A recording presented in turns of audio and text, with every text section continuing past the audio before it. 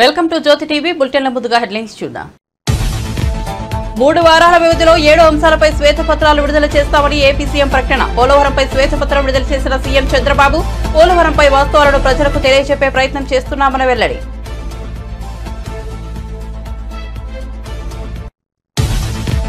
CM Revanth Reddy సమక్షంలో కాంగ్రెస్ లో చేరిన కాళే యాదయ్య చేవెళ్ల నుంచి 268 ఓట్ల మెజార్టీతో గెలిచిన కాళే యాదయ్య ఇప్పటివరకు కాంగ్రెస్ లో చేరిన 6 ఎమ్మెల్యేలు.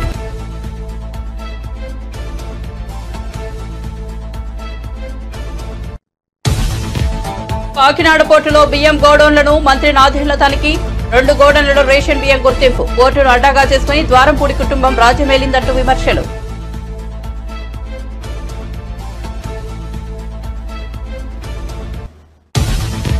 విమానాశ్రయంలో పైకప్పు కూలిన ఘటనపై స్పందించిన మంత్రి రామ్మోహన్ నాయుడు. కూలిన టెర్మినల్ పైకప్పు అది మోదీ ప్రారంభించింది కాదని వెల్లడి.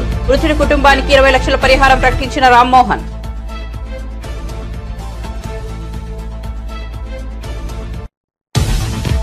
పీవీ జయంతి సందర్భంగా తెలంగాణ భవన్లో నివాళులర్పించిన కేటీఆర్. చరిత్రపై చెరగని ముద్ర పీవీ అని వెల్లడి. పాఠ్య పుస్తకాల్లో పీవీ జీవిత చరిత్రను చేర్చాలని డిమాండ్.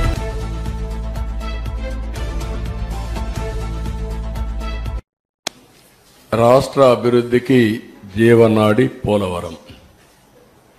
రాష్ట్రానికి 2 ప్రధానమైనటువంటి ప్రాజెక్టులు, ఒకటి అమరావతి, ఒకటి పోలవరం. 2 కూడా 2 కళ్ళు లాంటివి. ఈ 2 ప్రాజెక్టులు కానీ మనం పూర్తి చేసుకుంటే విభజనలో జరిగిన అన్యాయాన్ని కానీ మనం ఏ విధంగా నష్టపోయామో ఆ నష్టాన్ని పూడ్చుకునే అవకాశం ఉంటుంది. పోలవరం ప్రాజెక్టు కూడా విభజన చట్టంలో నేషనల్ ప్రాజెక్టు చేసి కేంద్రం నిధులు ఇవ్వడానికి ముందుకు వచ్చినటువంటి ప్రాజెక్ట్ ఇది. నదుల అనుసంధానానికి గుండె పోలవరం. ఇటువంటి పోలవరానికి జగన్ ఒక శాపంగా మారాడు. ఏ విధంగా శాపంగా మారాడు? ఏ విధంగా ఒక క్షమించరాని నేరం, జాతికి జరిగిన విద్రోహం. దీన్ని ఎవరైనా సరే రాజకీయాలకు అతీతంగా, కులాలకు అతీతంగా, మతాలకు అతీతంగా, ప్రాంతాలకు అతీతంగా నిర్మోహమాటంగా ఖండించాల్సిన అవసరం ఉంది. నిలదీయవలసిన అవసరం ఉంది. రాష్ట్రాన్ని నాశనం చేసే హక్కు ఎవరికీ లేదు. చేత కాకపోతే ఇంట్లో ఉండొచ్చు, కానీ ఒక మభ్య పెట్టి పదవి పొంది తద్వారా మోసం చేయడం చాలా దారుణం. ఆ విషయం నేను మీ ద్వారా ప్రజల దృష్టి తీసుకొస్తున్నాను. నెక్స్ట్, ఆంధ్రప్రదేశ్ వ్యవసాయ రాష్ట్రం. దక్షిణ భారతదేశంలో నీళ్లుండే ఏకైక నది గోదావరి. మనం లోయర్ రైపేరియన్ కింది రాష్ట్రంలో ఉన్నాం. మన దగ్గర నుంచి ఈ నీళ్లన్నీ సముద్రానికి వెళ్తాయి. దగ్గర ఆవరేజ్న 3000 టీఎంసీ నీళ్లు తలసరి ప్రతి ఒక్క సంవత్సరం సముద్రంలోకి వెళ్లే పరిస్థితి ఉంది. ఈ నీళ్లన్నీ గాని ఉపయోగించుకుంటే రాష్ట్రాన్ని కరువు రహిత రాష్ట్రంగా, డ్రౌట్ ప్రూఫ్ స్టేట్గా చేసేందుకు అవకాశం ఉంది. డెల్టా స్థిరీకరణతో పాటు ఉత్తరాంధ్ర, రాయలసీమ తాగునీరు, సాగునీరు దించే బహుళార్థ సాధక జాతీయ ప్రాజెక్టు. అదే మరిగా ఈ వరదలు ఇవన్నీ వచ్చినప్పుడు కానీ, మామూలుగా కానీ జల విద్యుత్, హైడల్ అనేది చాలా ముఖ్యం. ఇప్పుడు సోలార్ విండ్ వచ్చింది. సోలార్ డే టైం వస్తుంది, విండ్ నైట్ ఈవినింగ్ టైం వస్తుంది. మిగిలిన గ్యాప్ ఏదైతే మనకు కొన్నిసార్లు కరెంటు కొరత ఉంటుంది, పీక్ లోడ్ ఫ్యాక్టర్, అప్పుడు ఈ హైడల్ ఉంటే ఎప్పుడైనా ఆన్ చేసుకోవచ్చు, ఎప్పుడైనా ఆఫ్ చేసుకోవచ్చు. ఆ విధంగా కూడా హైబ్రిడ్ మోడల్ తేవడానికి ఐడల్ పవర్ చాలా ఉపయోగపడుతుంది. అలాంటి ప్రాజెక్ట్ ఇది. దీన్ని మనం చూస్తే 2014లో రాష్ట్ర విభజన జరిగింది, కానీ చాలా నష్టపోయామని అందరికీ ఆవేదన ఉంది. కానీ ఆ నష్టం కంటే 1924లో జరిగిన జగన్ విధ్వంసం రాష్ట్రానికి శాపంగా మారింది. దానికంటే ఎక్కువ నష్టం జరిగింది. ఇది రాష్ట్రంలో ఉండే ప్రజానీకం అంతా కూడా చర్చ చేయాల్సిన అవసరం ఉంది. నెక్స్ట్, ఈ ప్రాజెక్ట్ ప్రొఫైల్ ఒకసారి మనం చూస్తే దేశ రాజధాని ఢిల్లీలో టెర్మినల్ 1 విమానాశ్రయంలో పైకప్పు కూలిన ఘటనపై కేంద్ర పౌర విమానయాన శాఖ మంత్రి రామ్మోహన్ నాయుడు స్పందించారు. పైకప్పు కూలిన ఘటనపై వ్యక్తిగతంగా పర్యవేక్షిస్తున్నానని వెల్లడించారు. టెర్మినల్ 1 వద్ద ఉన్న ప్రయాణికులు అందరికీ సహాయం వెంటనే అందించాలని అధికారులను ఆదేశించినట్టు రామ్మోహన్ నాయుడు వెల్లడించారు. ఘటనలో ఒకరు చనిపోయారు. మృతుడి కుటుంబానికి 20 లక్షల ఆర్థిక సాయం అందజేస్తామని కేంద్ర మంత్రి రామ్మోహన్ నాయుడు ప్రకటించారు. Like you have said, this structure has been built in 2009, and what we have asked the DIAL, Delhi International Airport Limited, also is to do a verification inspection from their side. But we are not just leaving it up to themselves. The ministry, from the ministry, we have DGCA also, which underlooks the safety aspect. So they will also be supervisioning this inspection, and they will also give us a report. And from our ministry side, I can assure you that this is taken as a very serious incident also, not just in this airport, but across the country. Any airports that are with similar structures, we will have to go through them all again, and we will do a thorough checking of all the necessary airports that can come under our purview, and we'll take the necessary report, and we will see if there is a requirement for an independent body also.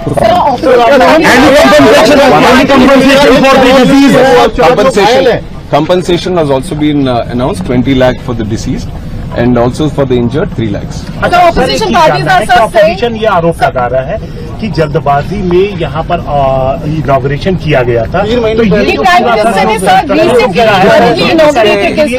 इसके बारे में मैं clarification दे दूं कि जो प्रधानमंत्री साहब जो इनॉग्रेट किया वो दूसरा बिल्डिंग है, दूसरी तरफ है।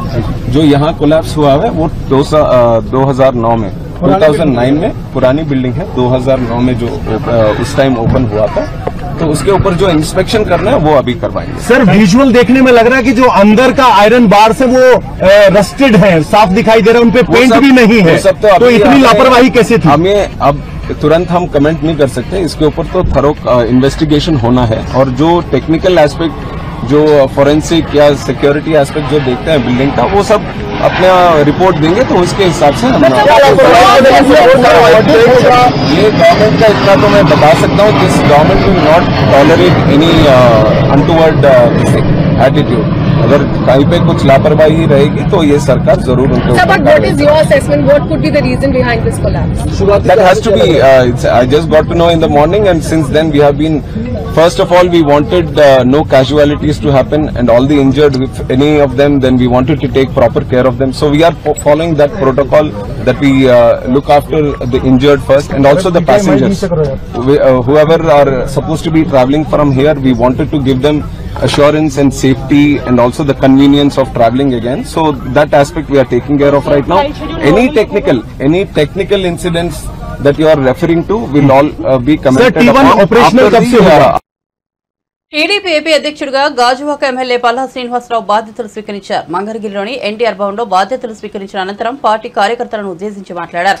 తనకు ఈ బాధ్యతలు అప్పగించిన పార్టీ జాతీయ అధ్యక్షుడు సీఎం చంద్రబాబు, మంత్రి నారా లోకేష్ కు కృతజ్ఞతలు తెలిపారు.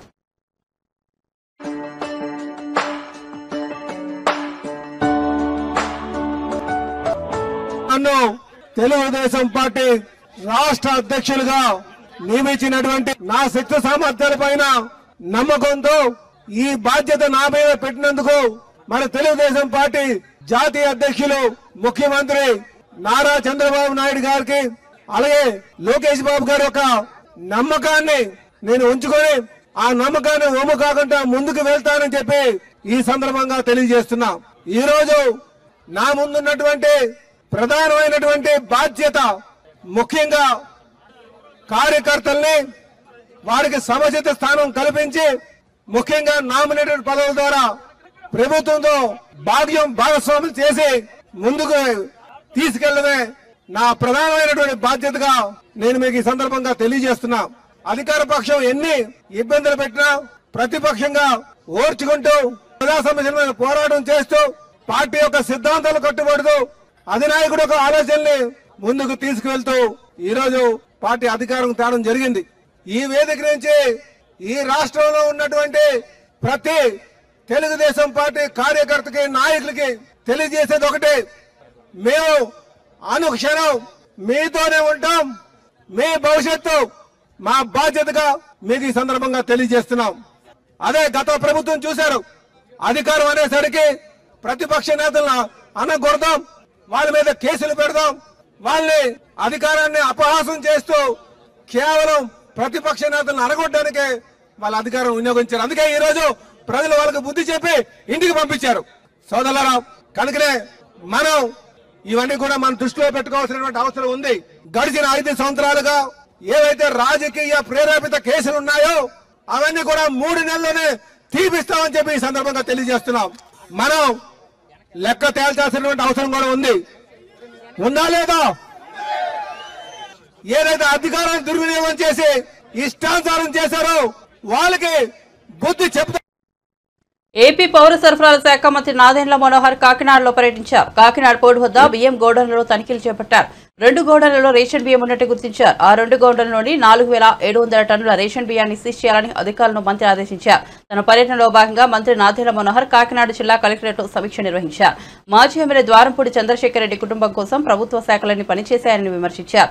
గ్రీన్ ఛానల్ ఏర్పాటు చేసి కాకినాడకు 1000 లారీల బియ్యం తరలించారని, పోర్టును అడ్డాగా చేసుకుని ద్వారంపూడి కుటుంబం రాజ్యమేలిందని ఆరోపించారు. అయితే కూటమి ప్రభుత్వంలో అలాంటివి చెల్లవని, అధికారులు కూడా పద్ధతి మార్చుకోవాలని స్పష్టం చేశారు.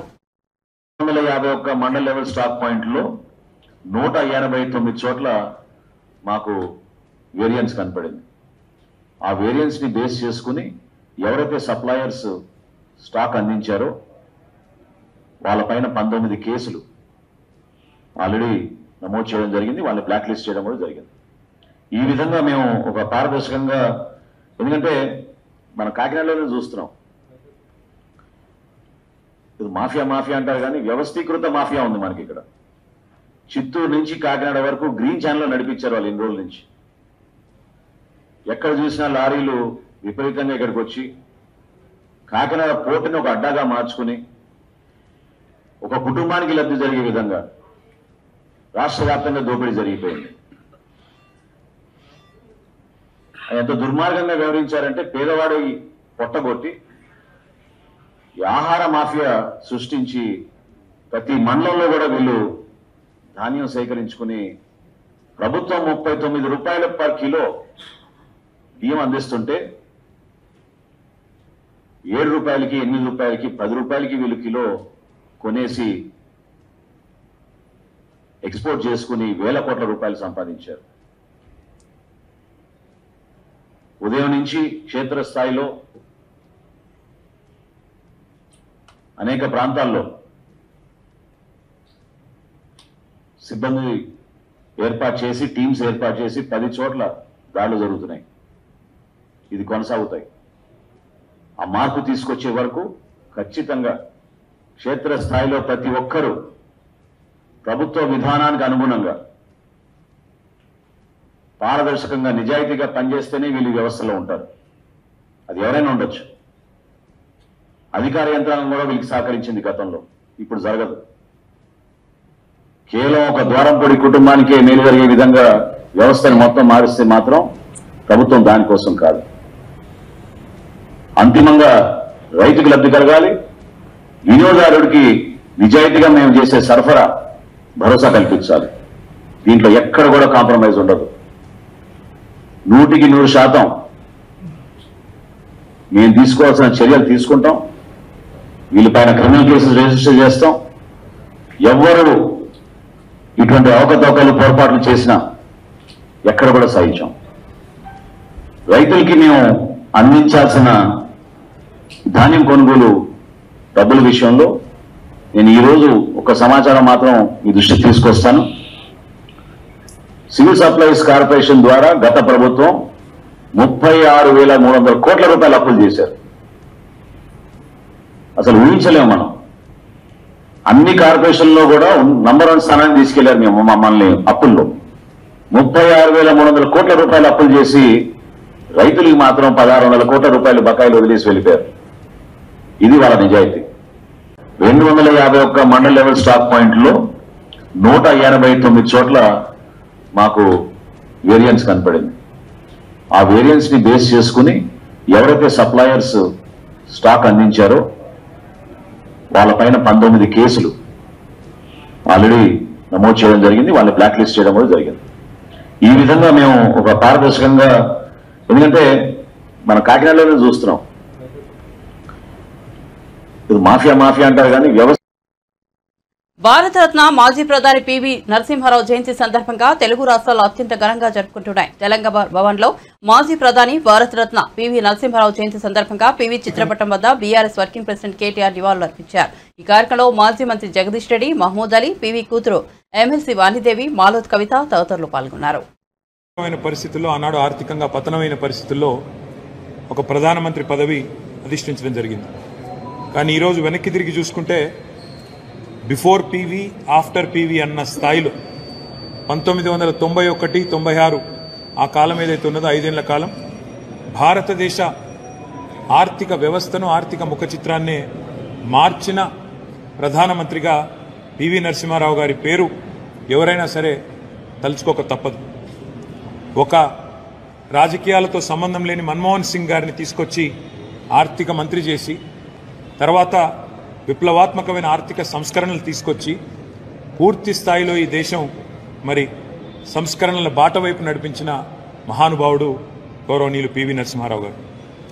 16 భాషల్లో అఖండమైన పట్టున్న, కొన్ని సందర్భాల్లో మౌనమే తన భాషగా నడిపిన చతురుడు, రాజనీతిజ్ఞుడు పివి గారు.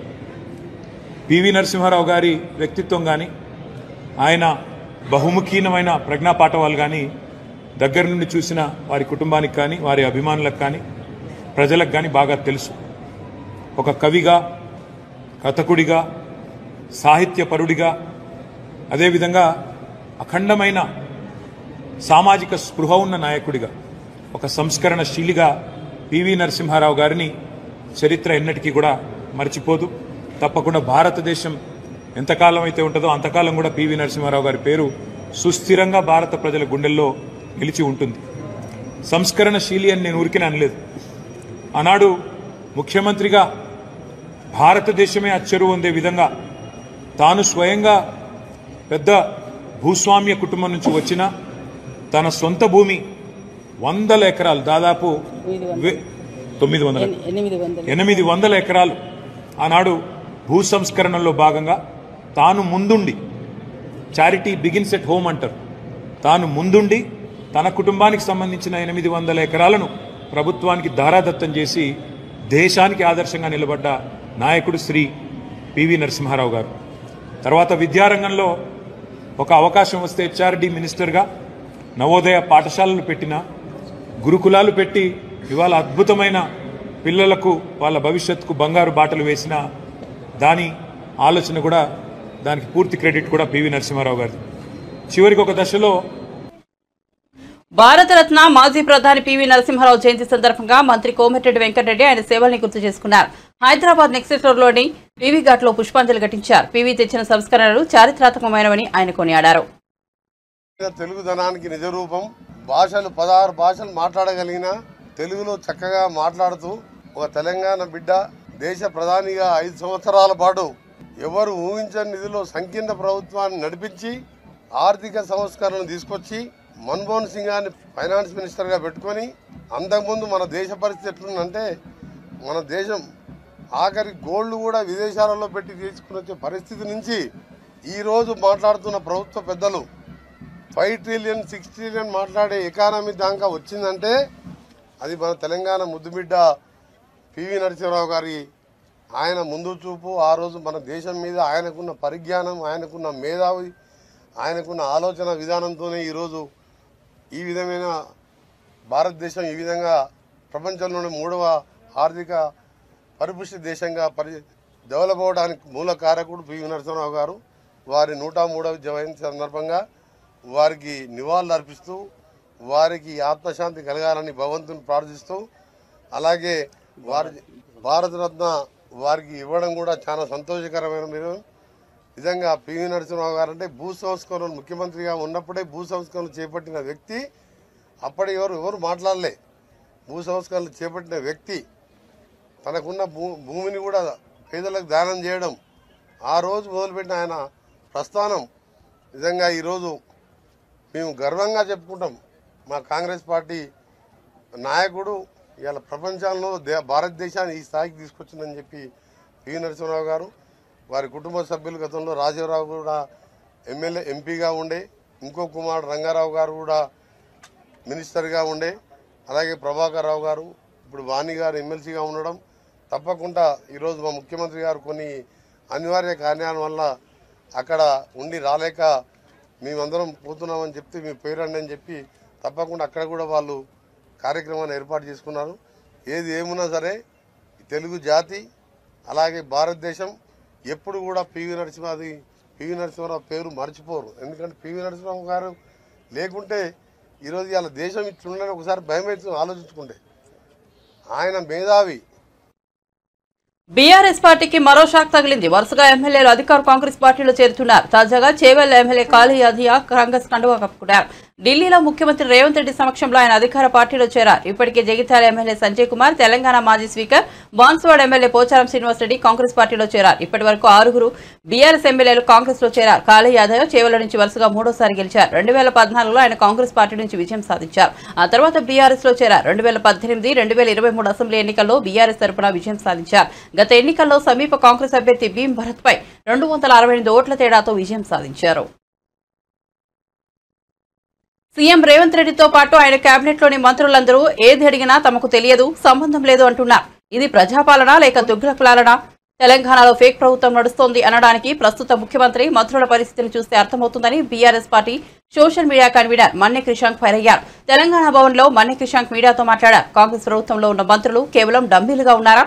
వారి నిర్ణయాలు డమ్మీలుగా ఉన్నాయా? అధికారులు మంత్రులకు చెప్పడం లేదా తప్పించుకునేందుకు మంత్రులే సాకులు చెబుతున్నారా? అసలు సీఎం రేవంత్ రెడ్డి ఏం చేస్తున్నారని మన్నె క్రిషాంక్ నిలదీశారు. ఏమైంది? బాల్క సుమన్ గారు పోయి మా ఎమ్మెల్యే గారిని కలుస్తానంటేనే అరెస్ట్ చేసేసారు. గంత భయమా? ధర్నా కూడా కాదు అదైతే. పోయి మాట్లాడతానన్నారు. ఎందుకన్నా మీరు ఎందుకు పోతున్నారు? ఏదో తెలుస్తుంది, ఇది రూమరా నిజమా అని పోయిరు కలవడానికి. వారు ఒక ఎంపీగా పనిచేసిర్రు, ఎమ్మెల్యేగా పనిచేసిర్రు, విప్పు కలవడానికి వెళ్తే అరెస్ట్ చేసిర్రు. కోర్టుకు పోయి బెయిల్ తీసుకోవాల్సిన పరిస్థితి. గింత భయం ఎందుకు ఇంద్రమ్మ పాలనలా? గింత భయం ఎందుకు ప్రజాపాలనలా? చూస్తున్నాం కదా అక్కడ గురుకులం పోస్టుల కోసం ధర్నాలు. ఏ యువత అయితే మిమ్మల్ని మీకు పనిచేసి మిమ్మల్ని నమ్మి వీళ్ళు వస్తే జాబ్ క్యాలెండర్ ఇస్తారంట, వీళ్ళు వస్తే గ్రూప్ 2 పోస్టులు పెంచుతారంట, ఇవన్నీ చెప్పారుగా. పెరిగినాయా గ్రూప్ 2 పోస్టులు? పెరిగినాయా? మెగా డిఎస్సి అయినాయా? 20,000 ఉద్యోగాలు, 25,000 ఉద్యోగాలు కాలే. వచ్చిందా జాబ్ క్యాలెండర్? కాలే. సేమ్ కేసీఆర్ గారు ప్రభుత్వం ఇచ్చిన జాబ్సే కంటిన్యూ అవుతున్నాయి. అవే నోటిఫికేషన్లు వీళ్ళు ఇప్పుడు ఫిలప్ చేస్తున్నారు. అంతే. సో డెఫినెట్గా పోరాటం ఆల్రెడీ స్టార్ట్ అయింది. కానీ స్టెప్ బై స్టెప్ న్యాయ పోరాటం ఇవన్నీ కూడా చేస్తూ ధర్నాలు కూడా చేస్తాం. వీళ్ళు సమాధానం చెప్పాలి, వదిలేది లేదు. Countdown has begun. Thank you.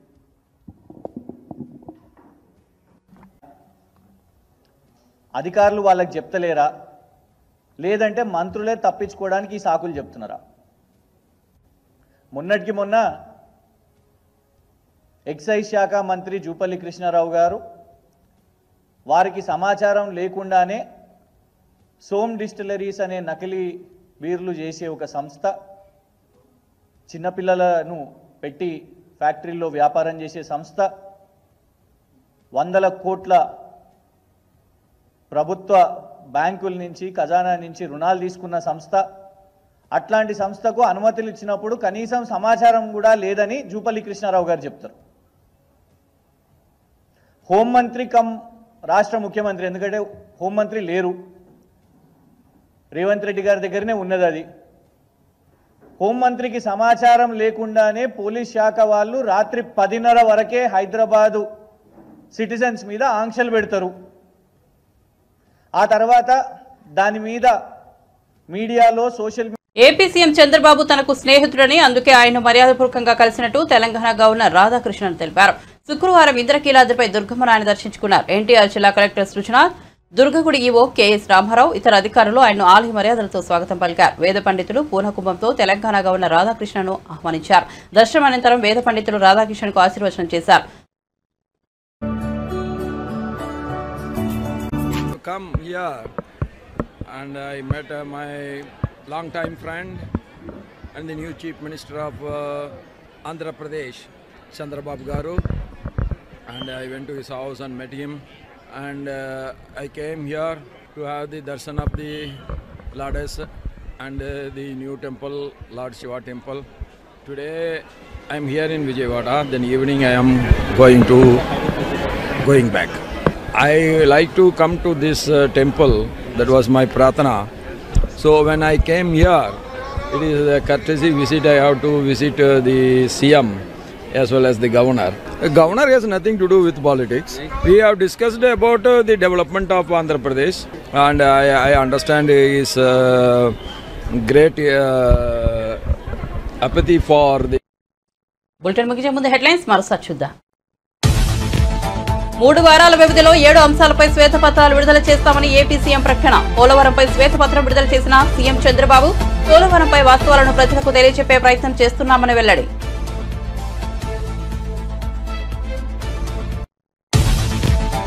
CM Revanth Reddy సమక్షంలో కాంగ్రెస్ లో చేరిన కాళీ యాదయ్య. చేవల నుంచి 268 ఓట్ల మెజార్టీతో గెలిచిన కాళీ యాదయ్య ఇప్పటివరకు కాంగ్రెస్ లో చేరిన 6 ఎమ్మెల్యేలు.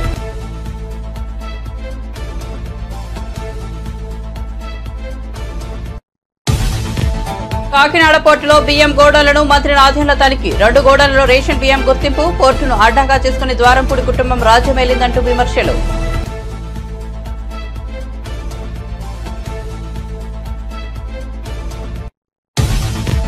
విమానాశ్రయంలో పైకప్పు కూలిన ఘటనపై స్పందించిన మంత్రి రామ్మోహన్ నాయుడు. కూలిన టెర్మినల్ పైకప్పు అది మోదీ ప్రారంభించింది కాదని వెల్లడి.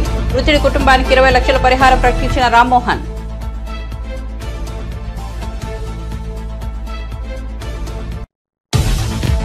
పీవీ జయంతి సందర్భంగా తెలంగాణ భవన్లో నివాళులర్పించిన కేటీఆర్. చరిత్రపై చెరగని ముద్ర పీవీ అని వెల్లడి. పాఠ్య పుస్తకాల్లో పీవీ జీవిత చరిత్రను చేర్చాలని డిమాండ్.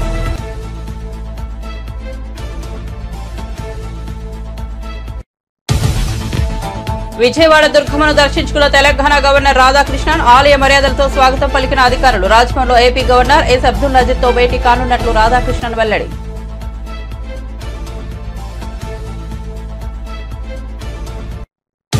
మరిన్ని అప్డేట్స్ కోసం చూస్తూనే ఉండండి జ్యోతి టీవీ.